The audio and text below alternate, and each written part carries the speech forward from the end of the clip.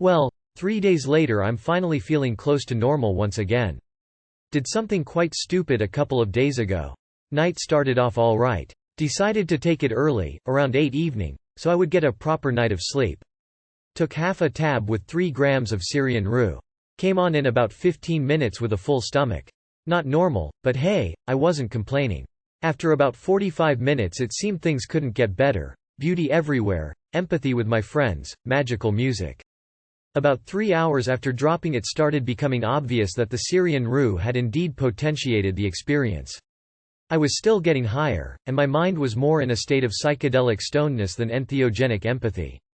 It was at this time that I suddenly remembered to take my blood pressure, being quite sure that it was normal. Looking at my arms I soon realized that normal was definitely not the word.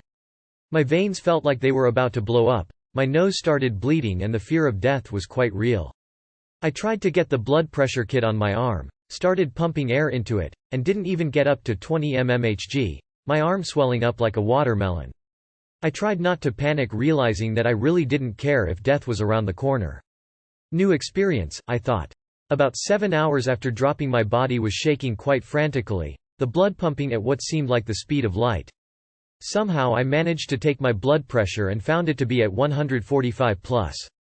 The thoughts were characteristic of the dark side of E, and there was absolutely nothing that was going to make me feel better.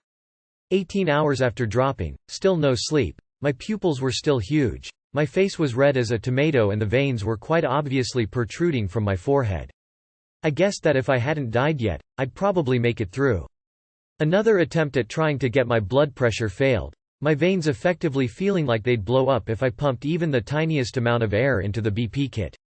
I spent the following day, still unable to sleep, watching TV to get my thoughts to calm. 2 days later my blood pressure was back to normal, 115. Anyway, this was with 1/2 a tab, probably 70 to 80 milligrams. I've never had these kind of effects with any other drugs I've taken with Harmala, including 2CB, mescaline, or even cocaine, but MDMA sure did it.